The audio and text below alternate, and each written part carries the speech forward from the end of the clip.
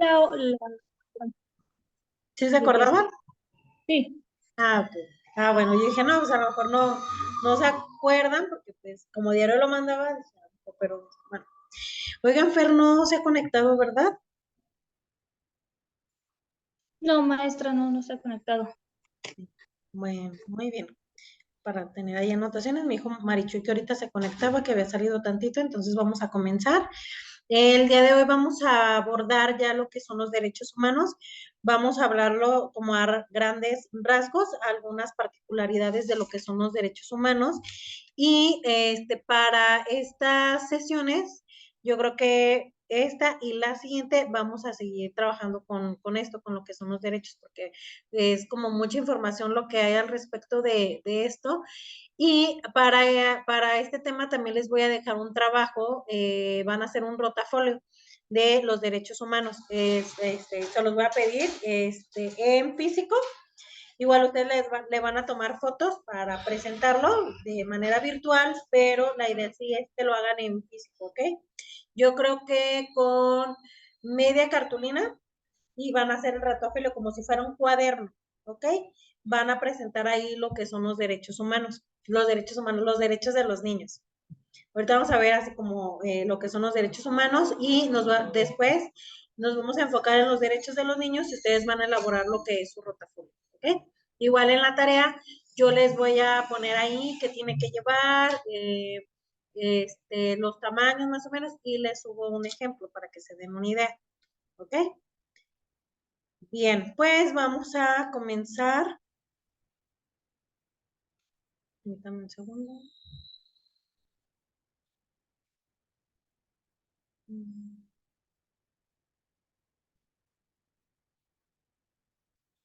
Ok, vamos a...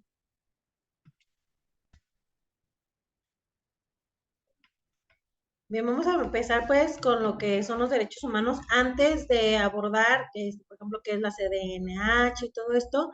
Este, los derechos humanos empiezan a reconocerse o a tener como idea de lo que son o que las personas necesitan un trato digno después de la Segunda Guerra Mundial.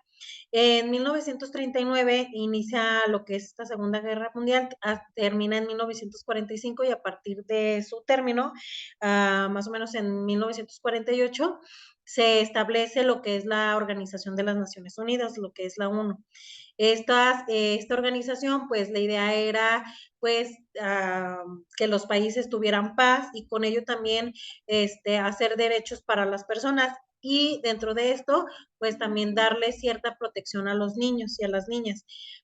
Dentro de lo que fue la Segunda Guerra Mundial, pues sabemos que muchos niños, sobre todo los judíos, tuvieron que privarse de la libertad, del estudio, de la vivienda, de la salud, se violaron, en pocas palabras, como muchos derechos, pero pues no estaban establecidos. Entonces, pues como quiera, había como la libertad de hacerlos, ¿no? Porque no había nada estipulado. Entonces, fue pues un gran evento, el cual se suscitó y que fue mundial. Entonces, esto hace o abre como esta caja de Pandora, donde las naciones se organizan y dicen, oye, no, esto que pasó aparte de los países donde se vieron más afectados, nos afecta mundialmente. Entonces se empiezan a establecer lo que es la ONU y se empieza a trabajar con los derechos humanos, se establecen ciertos reglamentos, hay un decreto, una carta universal que lanza la ONU, que también México adopta y adopta esos derechos, ¿no? Como universales también. Entonces, bueno, de ahí, pues poco a poco ha ido trascendido como el educarnos a través de los derechos, ¿no? El saber que tenemos derecho, el saber qué son los derechos, esta información que tenemos que tener, pero que a veces, pues está como de cierta manera muy escondida y no la utilizamos. Nosotros aquí en México tenemos esta organización que es la CDNH, que es la Comisión de los Derechos Humanos. Esta comisión, pues es un órgano institucional y es autónomo, o sea, que no está ligado con ninguna, ¿cómo se puede decir?, dependencia de gobierno. O sea, ellos trabajan con autonomía, no dependen que hay que de la secretaría o de alguna secretaría del gobierno. Entonces, es independiente, ¿ok? Esta pues tiene como objetivo la protección de los derechos humanos, además de llevar a cabo pues otras actividades, entre ellas la información, estar informando a las personas sobre sus derechos, estarlas capacitando. Tenemos estos derechos, tienen cursos, tienen algunos talleres que, pues, por ejemplo, si tú te metes, pues ahí te puedes inscribir o te capacitan para lo mismo, ¿no? Para el estudio de los derechos humanos. Por ahí algunos años, este año no, pero creo que los dos ciclos anteriores nos estuvieron, capacitando respecto a los derechos humanos desde Recrea. Entonces, la capacitación era a través de Classroom. Entrábamos, leíamos ciertos documentos, nos hacían unos exámenes y así íbamos avanzando como por niveles y ya al final nos daban un certificado de que habíamos culminado como este taller, porque como docentes pues teníamos que estar como bien al tanto de los derechos, sobre todo de los niños. Por ejemplo, lo que vamos a ver nosotros o bien se estipula en algunos artículos que ningún derecho es más importante que otro, se estipula que pues todos tenemos por igual los mismos derechos, debemos de ser tratados de la misma manera, pero yo creo que aquí sí, en cuestión de los derechos de los niños, siempre van a estar arriba de los derechos de cualquier persona, ¿ok? Siempre es primero ver por el niño, por la integridad del niño, y luego ya vemos qué sucede con el adulto, ¿ok? Entonces, en esta parte, más adelante, vamos a ver como más o dar más enfoque a lo de los niños, porque sí está como muy fuerte esta parte de conocerla, de no violar ningún derecho de ningún niño, porque sí nos podemos meter en graves problemas. Entonces, es importante saberlos, conocerlos y saber, por ejemplo, si se ha violado algún derecho, cómo debemos de actuar. Sobre todo es esto, si se viola un derecho, cómo debo de actuar. Ya sea que estoy aquí en la escuela, yo como maestra, si detecto, por ejemplo, el bullying, alguna agresión, cómo debo de actuar ante estas agresiones o qué debo de hacer, ¿ok? Entonces esto lo vamos a ver un poquito más adelante.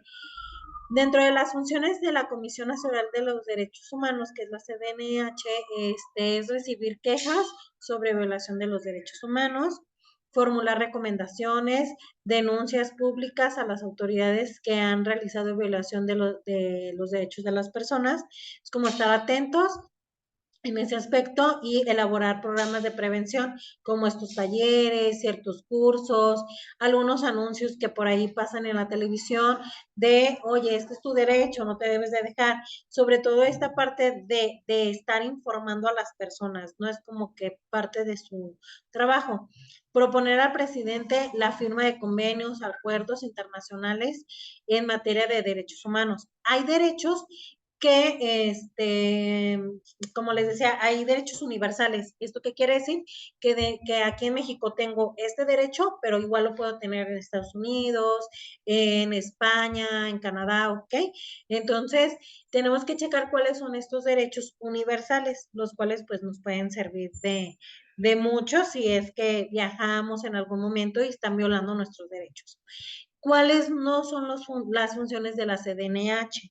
Solucionar conflictos entre particulares o determinar ciertas consecuencias, ¿no? O sea, ellos no van a hacer soluciones jurídicas, ellos no van sí, el trabajo donde estás, violaron tu derecho de tal y no te pagaron y esto, entonces la CDNH no va a hacer como que hagan un acuerdo, ni hace demandas, ni denuncias, ni mucho menos.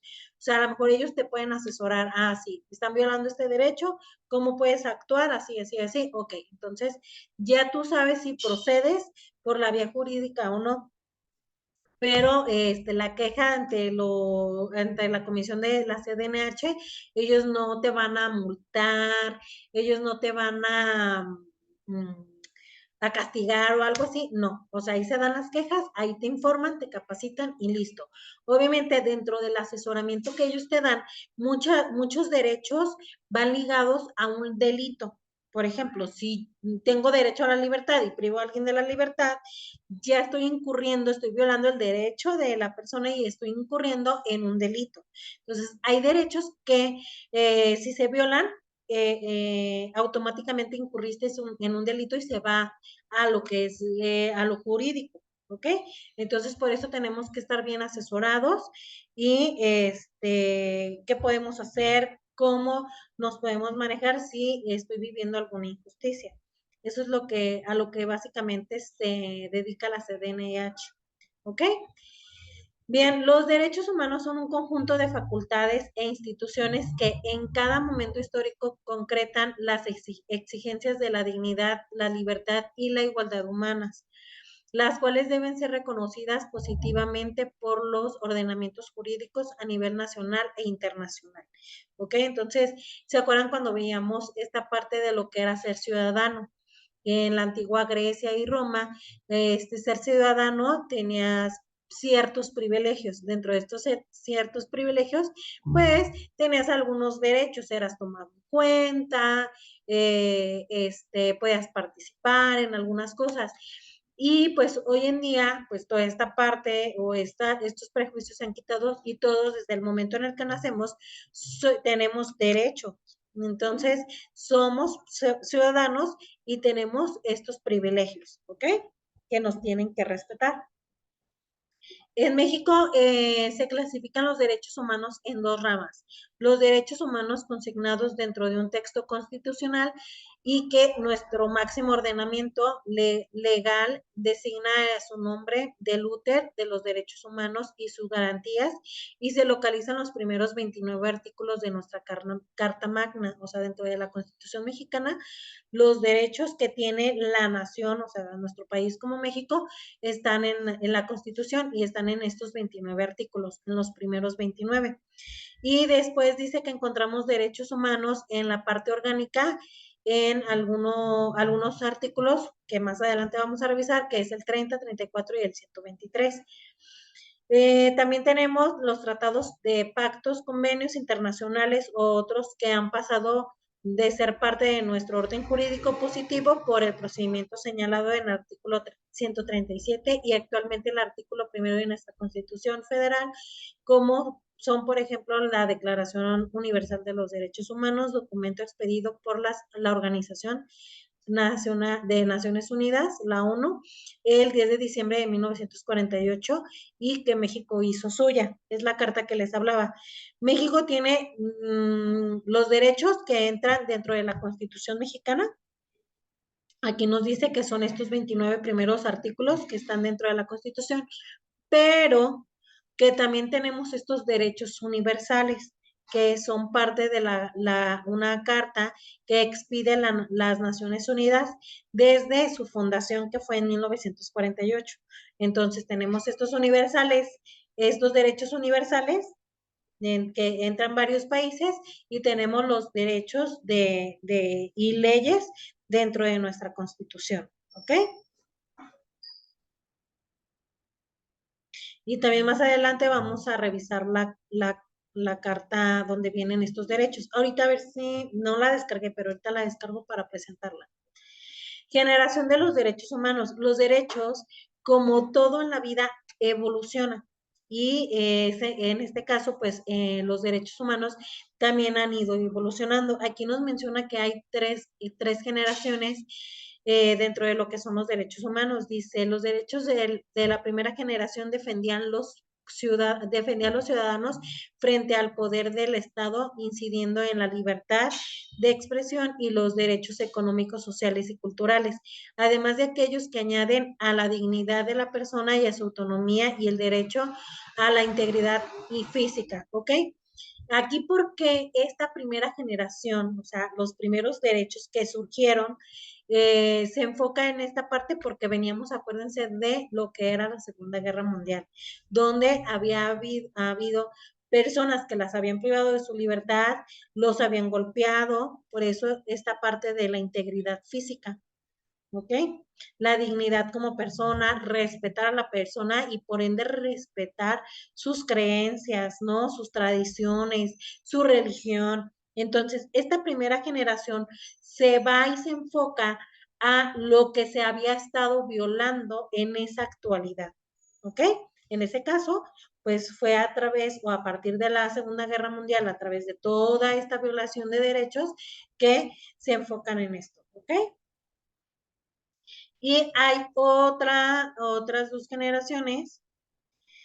Dice, en un momento posterior, los derechos de la segunda generación se incorporan a partir de una tradición que va en el pensamiento humanista y socialista. Son esencialmente de la naturaleza económica y social y apuntan sobre todo a la expresión de igualdad de los individuos, incluyendo al derecho a la educación, al trabajo y a la salud garantizada por el Estado. Entonces, estos que ya teníamos como cuidar la integridad física, como este tipo de derechos del abuso y del maltrato, pues se añade que el derecho a la salud, el derecho a la expresión, derecho a la educación. Entonces aquí ya evoluciona la sociedad y también la sociedad va exigiendo.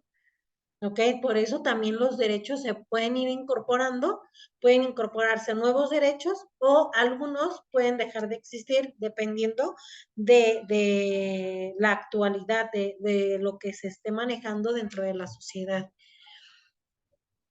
Después tenemos los llamados derechos de la solidaridad, constituyen una tercera generación que se concreta en la segunda mitad del siglo XX. Se crean de este modo declaraciones sectoriales que protegen a los derechos de colectivos discriminados, grupos discriminados de edad, minoría, por etnia, religión, países de tercer mundo, en general todos aquellos que resultan afectados por alguna de las múltiples manifestaciones que cubran la discriminación socioeconómica, como el respeto y la conservación de diversidad cultural, la protección del medio ambiente y la conservación del patrimonio cultural de la humanidad. Entonces aquí se agregan más derechos, ¿ok?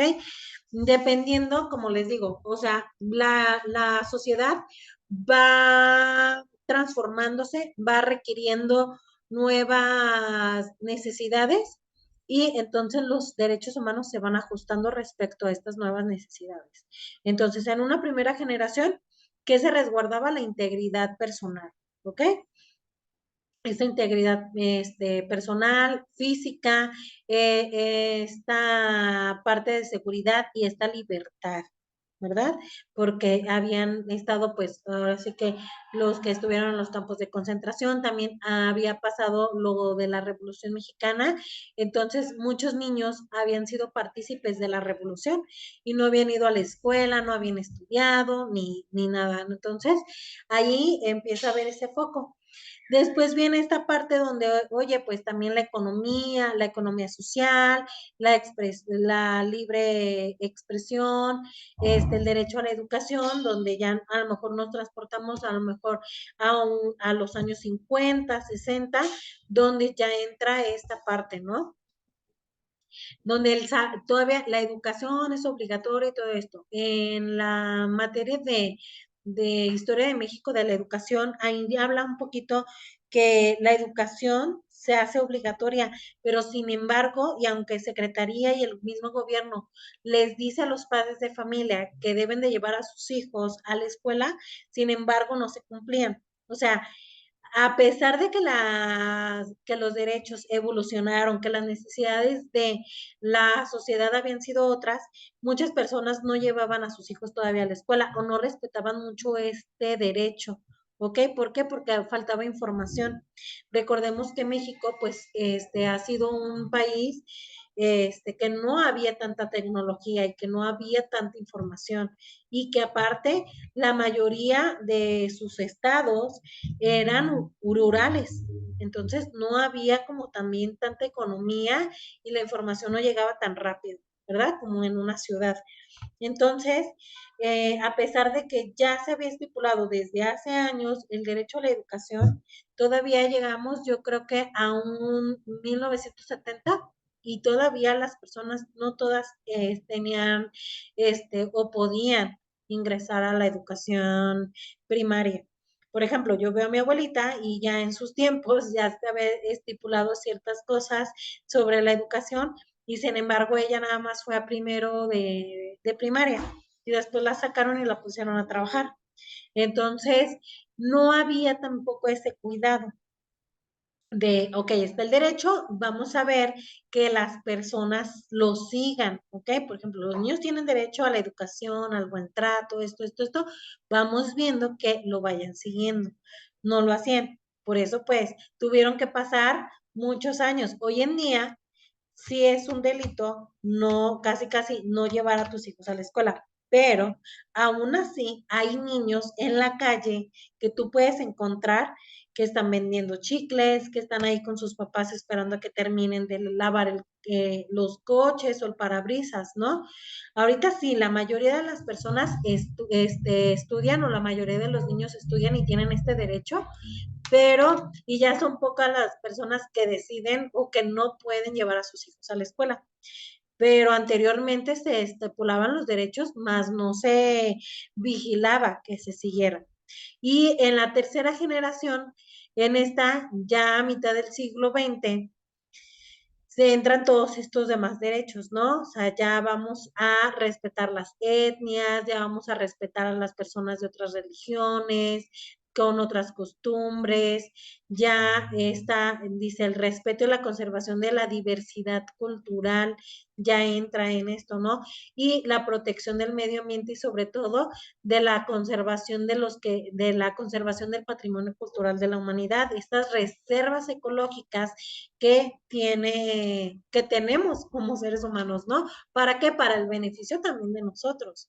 Por eso se hacen estas reservas. Entonces, han evolucionado los derechos a partir de también ha evolucionado lo que es la sociedad y las necesidades de esta. ¿Okay? Por ejemplo, ahorita, respecto a los derechos de los niños, yo me acuerdo que cuando a mí me tocó ser niña, de todos modos, aunque tuviéramos que el derecho a la salud, el derecho a la educación, a un vestido, a la vestimenta y cositas así, de todos modos, el trato no era 100% digno. A los niños todavía los maltrataban, les pegaban, no podíamos opinar, no podíamos decir, oye, pero ¿por qué? No podíamos decir, oye, esto es injusto, o a mí no me gusta que me trates así. O sea, los niños no tenían esa libertad todavía. Una ambulancia y hace mucho ruido. Y hoy en día, los niños,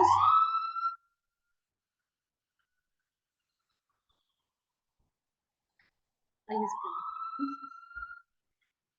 este, tienen ese derecho. O sea, por ejemplo, ahora que hablábamos de los ambientes democráticos, como yo le puedo dar la libertad y la confianza a los niños de que levanten la mano, oye maestra, esto no entendí, oye maestra, esto no me parece, oye maestra, ¿cómo ves si en la clase metes esto otro?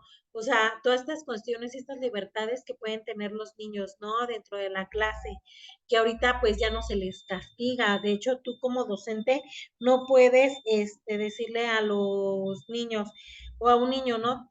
Llamarle la atención y decirle, estás castigado. No, no, ni siquiera esta palabra podemos usar. Más que nada es, oye, vamos a buscar una consecuencia, tenemos que buscar consecuencias lógicas. Antes se buscaba o se ponía el castigo por eso, ¿no? De castigo para que el niño o la niña sufriera y aprendiera que eso no debía de ser. Y a nosotros todavía nos tocó. Sin embargo, hoy en día ya no debemos de hacer así y tampoco se debe de manejar así. Ahorita tenemos que enseñarles que eso no se hace, porque no se hace, enseñarles las consecuencias, qué sucede si yo hago o rompo esta regla, ¿ok? Se le da como esta parte de trato digno a los niños. Nada de hablarles con groserías, de decirle, a ver, tú cállate o tú no opinas porque tú eres solamente un chamaco y ya, ¿no? Sino que, ok, su opinión es tomado en cuenta. Entonces, el trato también. no se les habla con groserías, no se les pega, en la escuela se les respeta. Y antes, por ejemplo, el maestro también tenía como esa autoridad, ¿no? O esa libertad de hasta de humillarlos, de castigarlos. A lo mejor a algunos les tocó estar así, en esta posición, con libros, o pararse, irse al patio y pararse ahí en medio del patio a mediodía, cuando está el sol súper fuertísimo. Por ejemplo, a mí me tocó ver esos castigos con mis compañeros. No sé a ustedes si les tocó otro tipo o a ustedes no les tocó. A nosotros nos dejaban sin recreo maestra y no teníamos derecho en comer algo. Les quitaban también como su refrigerio. Ajá, y tanto llegaba al punto de que por uno pierden todos, Mm, para ahora sí que para lo que los otros compañeros se pusieran al tiro, ¿no? Como dicen. mm. Sí, para que aprendieran y que de cierta Mm. manera hubiera esta presión de tus compañeros de, ay, no, ¿por qué lo hiciste? Que la persona se sintiera mal, porque por su culpa todos a lo mejor se habían quedado sin recreo. Entonces, ahí el docente era como les abría la puerta a este acoso escolar, a este bullying, a este maltrato psicológico. Entonces, el mismo docente abría la puerta o lo permitía, ¿verdad? Entonces, a mí también me tocó que te pusieran cinta en la boca por estar hablando, que te regañaran enfrente de todos, que te dejaran en vergüenza. Y cuando ya estaban estos derechos, ¿eh? ¿A alguien más le tocó otra cosa parecida? O que dice, no, a mí eso no me tocó. Los reglazos, maestra, a la mano. Los reglas, ¿te tocó eso a ti? A mí no, pero sí mi hermana y yo nos llevamos un año. Y a Ajá. ella sí, una maestra que le daba reglazos a la mano. A mí, gracias a Dios, nunca me tocó esa maestra, pues, pero sí, o sea, como que ahorita ya lo ves de otra forma, pues, pero al principio, Ajá. en ese momento era una cosa normal. Ujú. Sí, sí, por ejemplo, si llegaba el niño y decía, "Ah, es que la maestra me pegó, me hizo esto", te iba peor. Entonces muchos niños pues ni le decían a sus papás que los habían castigado, les habían pegado o algo, porque pues te iban a decir, ¿por qué? ¿Qué hiciste? Ah, pues es que hice esto. Ay, pues pobre del chiquillo, ¿no? En la casa le tocaba una segunda tunda. Hoy en día el hecho de contestarle hasta mal a un niño, pues te puede meter en ciertos problemas como docente. Está mega súper prohibido golpearlos, pellizcarles, calarles el pelo, o sea, cualquier agresión física está súper prohibida y verbal también. Entonces, que el maestro me dijo esto, ya te investigan, ¿no? Ya te están a ver, pero ¿por qué hiciste esto? Ya hay ciertos protocolos de actuación también para ciertas situaciones. Por ejemplo, si un niño o una niña tú vas detectando que está sufriendo abuso tanto físico o abuso sexual, ¿qué tienes que hacer como docente si tú te estás dando cuenta? ¿Por qué? Porque si tú no actúas, vas a ser cómplice de ese delito.